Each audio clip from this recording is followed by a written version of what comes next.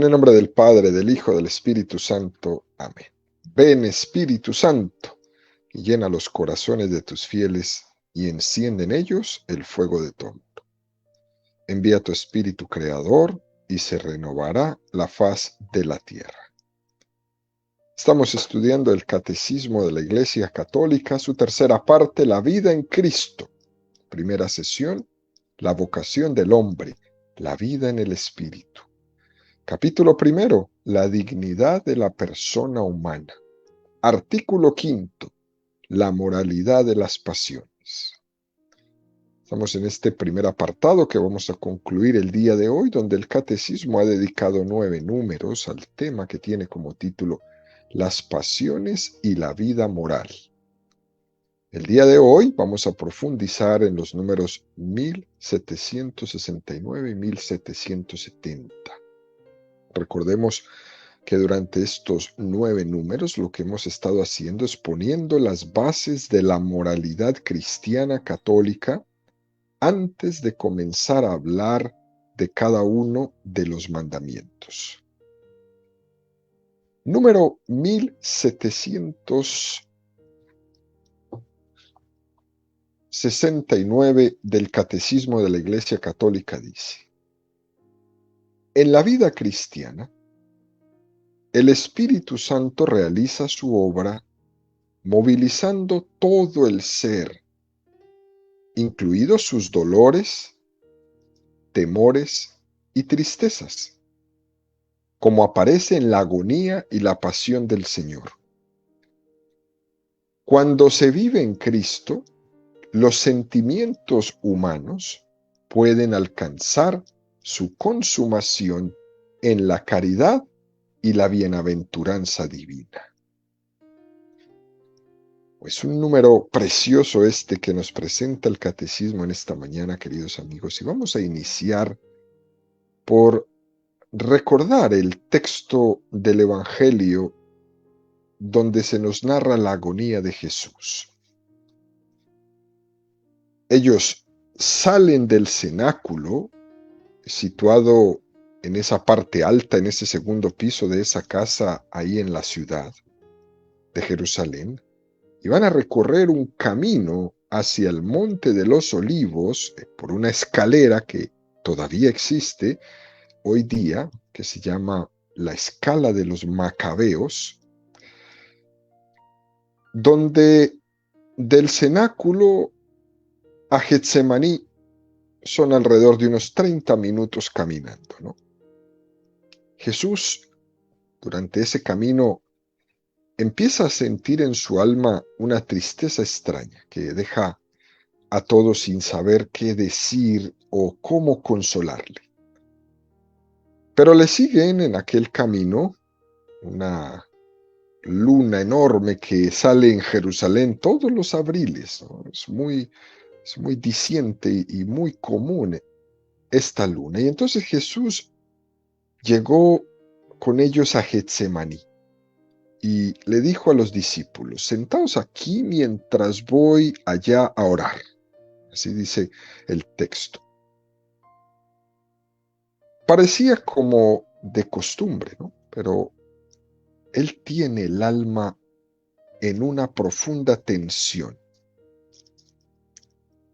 Las emociones de la cena le van a llevar a una vigilia de alma que quiere entregarse del todo. 8 de sus discípulos se quedan en el lugar donde el Señor los dejó, alejados un poco. Y él se va a llevar a Pedro, a Santiago y a Juan con él, los mismos que se llevó con él a la transfiguración en el monte Tabor, los mismos 3 que contemplaron su gloria, los que vieron con sus ojos la resurrección de la hija de Jairo. Esos mismos 3 van a ser en este momento testigos de algo muy, pero muy difícil de entender a sus ojos. Y ellos tienen que seguir creyendo que en esa agonía, en ese momento que nunca le habían visto a Jesús, ellos tienen que seguir creyendo que es Dios, que es hombre verdadero. Y quizás en este momento van a ver esa parte mucho más reflejada, porque ahí no hay un milagro. Ahí hay un hombre triste, humillado, débil, derrotado, sufriente. Es una situación que solo se puede superar desde la fe. Es una gran prueba para estos tres. Y entonces dice el texto de la Sagrada Escritura, y Jesús empezó a entristecerse y a sentir angustia. Entonces les dijo, mi alma está triste hasta la muerte, quedaos aquí y velad conmigo. No se trata de una batalla cualquiera, sino de un amor que va a sufrir la mayor dificultad. Cuando en el fondo del alma se vive el gozo de la presencia del Padre, lo externo se torna menos difícil. Pero ahora Jesús está experimentando como una especie de no presencia del Padre, aunque el Padre siempre estaba allí. Y Jesús va a orar. Y se le va a hacer presente todo el sufrimiento de la crucifixión, porque es que de eso se trataba. De amar a pesar de los pesares. Y viene la angustia y el desasosiego y las lágrimas y el sudor de sangre y el desaliento.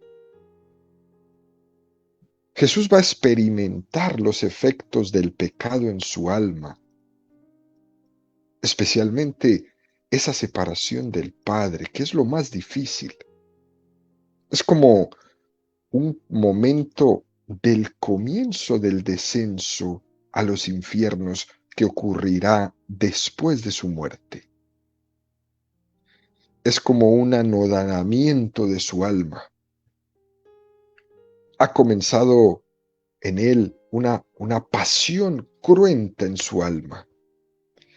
Pero Jesús no cede. Él sigue rezando. Él sigue amando la voluntad del Padre que también es la suya. Él sigue amando a los hombres, a todos, que son los causantes de su dolor. Y dice el texto del Evangelio, y adelantándose un poco, se postró rostro en tierra mientras oraba, diciendo, Padre mío, si es posible, que pase de mí este cáliz, pero no sea como yo quiero, sino como quieras tú. Jesús llamaba a su padre Abba, como un hijo pequeñito. Él es el hijo que cumple la voluntad amorosa del Padre. El Padre quiere salvar a los hombres, pero su salvación es por la línea del máximo amor. Y el Hijo quiere esa voluntad, pero esa voluntad de amor le costará mucho dolor. Porque ese es el precio de la salvación de los hombres. Es un acto de misericordia que cumple al tiempo toda justicia. Y dice el texto del Evangelio que un ángel del cielo se le apareció para confortarle y entrando en agonía oraba con más fervor y sudor. Vino a ser como gotas de sangre que caían sobre la tierra. Todo su cuerpo estaba empapado en ese extraño sudor de sangre que experimenta un ser humano cuando está en el miedo máximo, en la angustia más profunda, donde los vasos capilares de sus poros se revientan y suda sangre. Es la angustia del alma por el terror, pero Jesús no se vence. Él no desiste de su empeño de entregarse. Él quiere la voluntad del Padre que es la suya, no la de su cuerpo que se está resistiendo, lleno de pavor, lleno de temor, sino la voluntad de su Padre.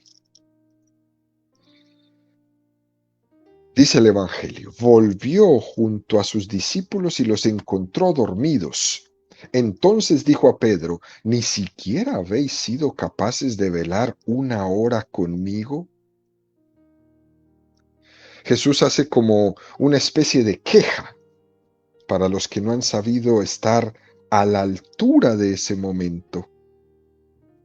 Y ellos se excusan, quizás el cansancio, pero era un sueño extraño, era un sueño causado por la tristeza, como esa tristeza que les lleva a evadir de la situación. Y entonces aquellos cercanos a Jesús quieren evadir de la situación, mientras los enemigos de Jesús no la evaden. Ellos no tienen sueño ni están cansados para ir por él. Pero de nuevo Jesús se rehace de esta impresión de ver a sus seres amados ahí dormidos y se volca con ellos y les dice, velad y orad para que no caigáis en tentación, pues el espíritu está pronto, pero la carne es débil. El sueño de los discípulos tiene también una causa infranatural, es el diablo. El diablo que envuelve en su tiniebla las mentes y los espíritus de todos. Jesús no lucha solo contra su debilidad. Él está luchando contra el príncipe de las tinieblas que está en ese momento desplegando todo su poder. Y Jesús lo que les quiere enseñar a sus discípulos es que ellos, sin oración, no son nada. Sin oración el demonio los va a destrozar. La oración será la fuerza para vencer cualquier dificultad en su vida. La oración será la fuerza para vencer al mismo diablo con todo su extraño poder. Eso es lo que Jesús quiso decirles. Y continúa el Evangelio y nos dice que ya entrada la noche, se apartó por segunda vez y oró diciendo, Padre mío, si no es posible que esto pase sin que yo lo beba, hágase tu voluntad. Volvió otra vez y los encontró dormidos, pues sus ojos estaban cargados de sueño. Y dejándolos, se apartó una vez más y oró por tercera vez, repitiendo las mismas palabras. La insistencia es el amor que no cede. Es una verdadera pasión en el alma y también en su cuerpo. Parece un desecho de los hombres, está humillado, parece derrotado. Supera una y otra vez la tentación y la oración, vida de su vida, se hace cada vez más intensa. 3 veces. Dice el Evangelio, finalmente va junto a sus discípulos y les dice, dormid ya y descansad. Mirad, ha llegado la hora, y el Hijo del Hombre va a ser entregado en manos de los pecadores. Levantaos, vámonos, ya llega el que me va a entregar. Este es un texto extraordinario, este momento de la agonía. Los que han tenido la oportunidad de estar en Jerusalén, ahí en esa basílica de la agonía de Getsemaní, pueden nuevamente recrear esa roca, ¿no? Esa piedra donde Jesús estuvo y donde sucedió esto. Fijémonos cómo el catecismo llama la atención en esa expresión tan hermosa que dice, el Espíritu Santo mueve todo el ser. Nosotros entendemos que el Espíritu Santo es el que fortalece la voluntad y es el que ilumina la razón. Como ya hemos dicho muchas veces, sería erróneo entender al hombre en una dualidad, voluntad y razón por una parte y por la otra el mundo de los sentimientos y las emociones. No, todo está integrado, donde las pasiones son el punto intermedio entre las facultades superiores, que son nuestra voluntad y nuestra razón, y la vida sensitiva, nuestros sentimientos, nuestras emociones. El Espíritu Santo lo que mueve es a la persona completa. Es como la invasión de lo divino que viene a mover ese cuerpo y esa alma. Y lo hace con un gran entusiasmo. Y me gustaría subrayar esta palabra, queridos amigos, entusiasmo, porque en griego la palabra entusiasmo significa con Dios adentro. Imagínate tú cuando vemos algo y decimos, uy, qué persona tan entusiasta, con Dios adentro. Qué deportista tan entusiasta, con Dios adentro. Esta mujer, este hombre, reza con gran entusiasmo, con Dios adentro. Y uno se pregunta, ¿es posible esto? Y San Pablo nos da la respuesta en la primera carta de los Corintios 6, 19, 20. ¿O no saben que sus cuerpos son templos del Espíritu Santo que habita en ustedes y que han recibido de Dios? Por lo tanto, ustedes no se pertenecen, sino que han sido comprados. ¿Y a qué precio? Glorifiquen entonces a Dios en sus cuerpos, ¿no? Por ejemplo, en el momento en que Cristo, ahí en Getsemaní, en la pasión, en la cruz, dice, mi alma está triste hasta la muerte. Son unas emociones muy fuertes en Jesucristo que están movidas por el Espíritu Santo. Es una gran lucha interior para vencer un momento de tentación y una gran tristeza en el que pesa sobre la persona de Cristo todo el pecado de la historia de la humanidad. Esas emociones, movidas por el Espíritu Santo, son el lugar donde Cristo hace una ofrenda, donde Cristo hace un Padre, en tus manos encomiendo mi espíritu. Nos podemos imaginar cómo mueve el Espíritu Santo nuestros sentimientos y nuestras pasiones. Las mueve con gran entusiasmo. Y por eso Jesús dice, por sus frutos los conoceréis, por su gran entusiasmo, Dios adentro. Esa será la prueba para ver si los afectos y los sentimientos están movidos por el Espíritu Santo, si lo hacen con gran entusiasmo. También hay un peligro. Hay un peligro en confundir o identificar ocurrencia con inspiración del Espíritu Santo. Y para poder uno discernir esto, hay que preguntarse, ¿a qué me mueve esa inspiración? El Espíritu Santo quiere movernos. Si nosotros nos dejamos mover, claro está. Pero, ¿a qué me mueve? Y uno de los frutos de ese hombre interior movido por el Espíritu Santo será el fruto de esa integración de lo afectivo, de lo emotivo, con la voluntad y la razón. Una de las cosas que padecemos en esa fractura interior de la que hemos hablado en estos días entre lo que quiero y lo que yo deseo, esa es la obra del Espíritu Santo en nosotros. Que podamos tener la humildad para aceptar aquello que no se puede cambiar. pero también luchar para poder cambiar esas falsas percepciones interiores, sin perder la paz y sin desanimarnos de no poder cambiar aquello que es más difícil, pero nunca haciendo las paces con el demonio, nunca haciendo las paces con aquello que nos separa de Dios porque se ve muy difícil de vencer, porque se ve muy difícil de conquistar.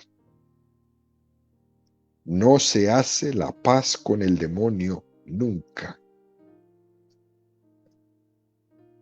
Esos momentos en los que vemos a Jesús emocionarse, por ejemplo, cuando dice, te doy gracias, Señor, por enseñar estas cosas a los sencillos. Emocionado Jesús diciendo esto. O cuando dijo, dejad que los niños se acerquen a mí. Toda la vida de Jesucristo está movida por el Espíritu Santo. Los momentos de alegría y también los momentos de tristeza, de tensión, los dolores, los temores. Todo. En cambio, aquello que nos separa de Dios no está movido por el Espíritu Santo. No está movido. Eso está movido por el demonio. No es lo mismo temor o miedo al ridículo. No es lo mismo. Por el qué dirán de mí. Por el perder el prestigio. No es lo mismo el temor de no ser fiel al amor de Cristo. El otro es un miedo humano, movido por el demonio, que me lleva al egoísmo y a la vanidad. Pero el temor a no ser fiel al amor de Cristo, ese es movido por el Espíritu Santo. Es fácil ver cuando hay la presencia del Espíritu Santo que está moviendo nuestro interior. Es fácil ver que el Espíritu Santo está moviendo nuestras pasiones,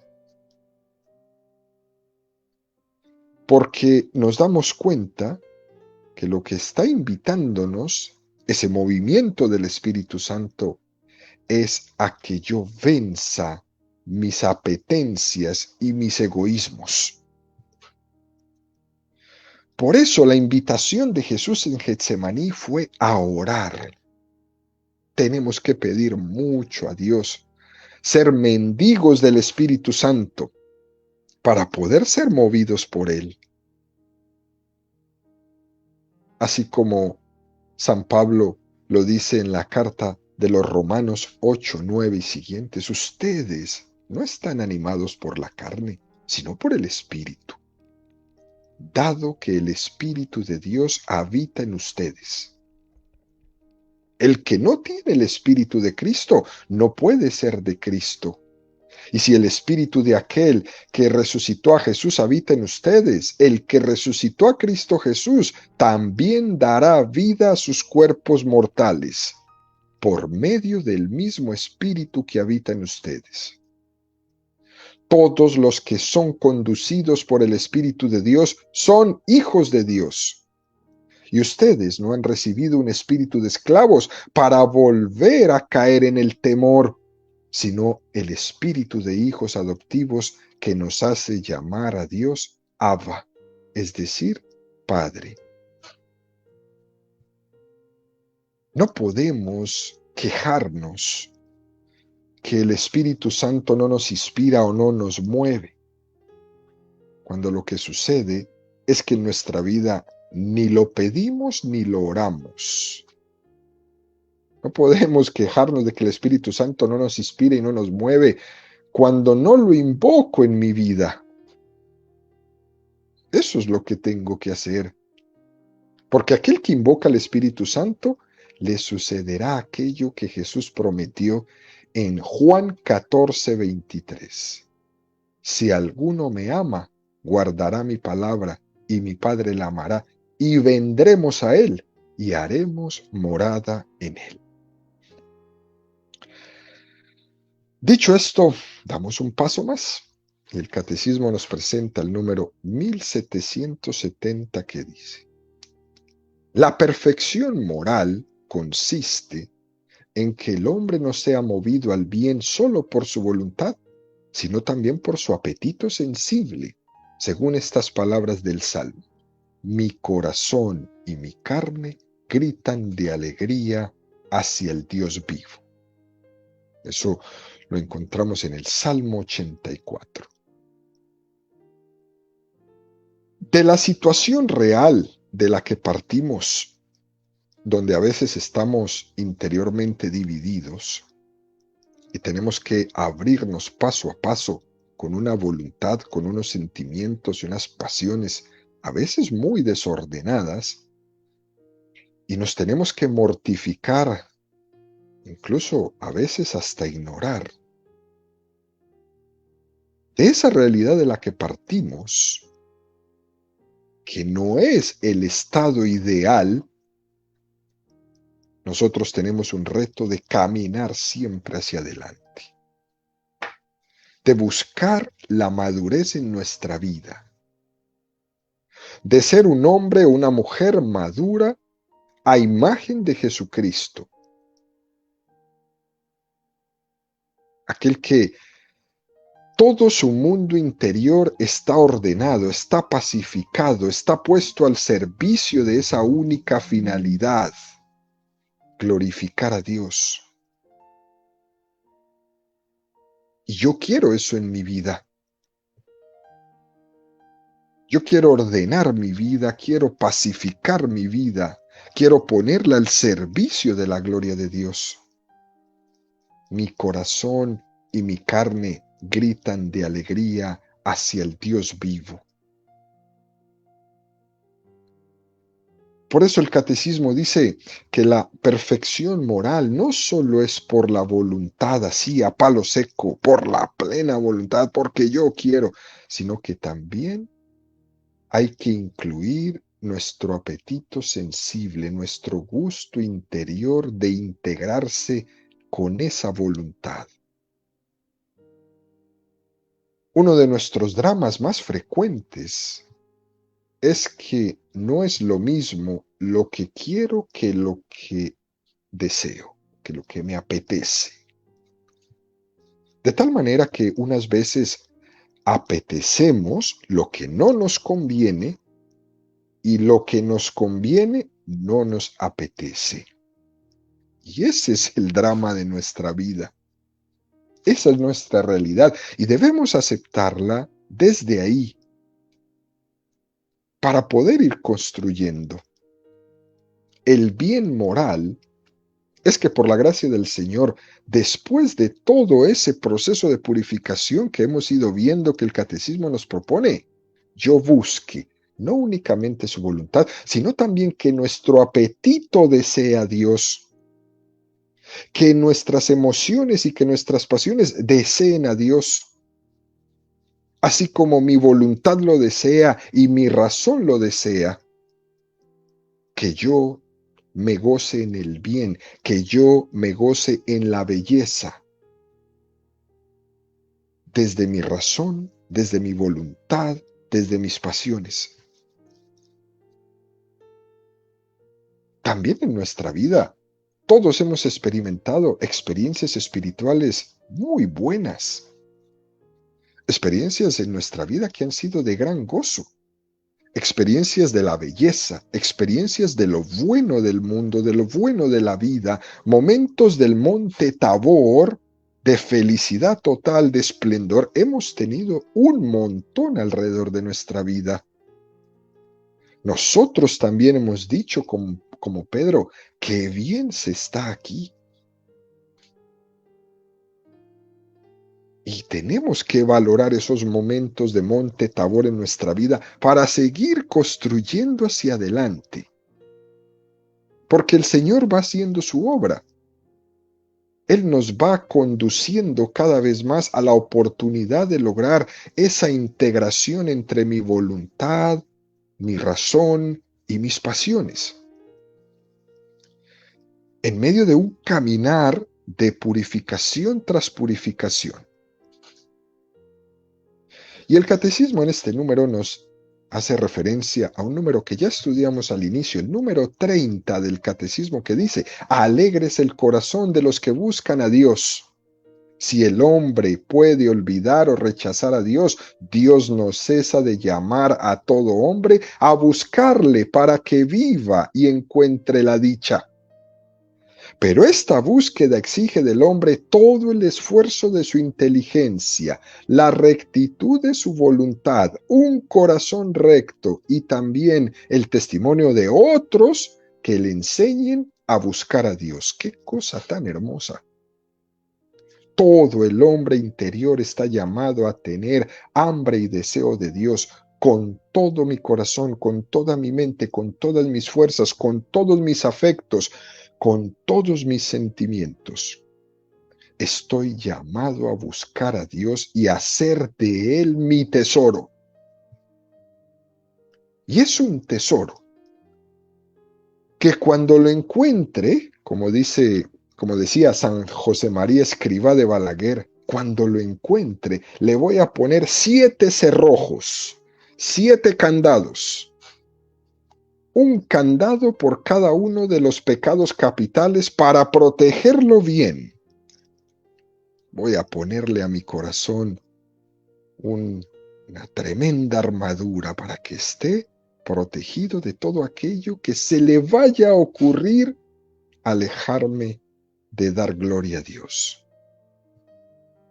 Al final, queridos amigos, lo importante es seguir luchando y seguir construyendo ese deseo nuestro de ser como Jesucristo, de querer ser de Él, de ofrecerle a Él completamente toda nuestra vida, todos nuestros actos, ofreciendo todo a Jesús, para que ese mundo interior sea una expresión, sea un lienzo en el que Él haga su obra maestra, porque el día de la creación ya la comenzó y Él quiere seguir pintando en mi lienzo esa obra. Ese ofrecimiento de nosotros como lienzo para que Jesús haga su pintura extraordinaria en nosotros, es uno de los mejores instrumentos para esa ordenación interior de mi vida, para que vayamos siendo cada vez más Cristo. Como decía San Juan Pablo II, y terminamos con esto: totus tuus ego sum, todo tuyo yo soy.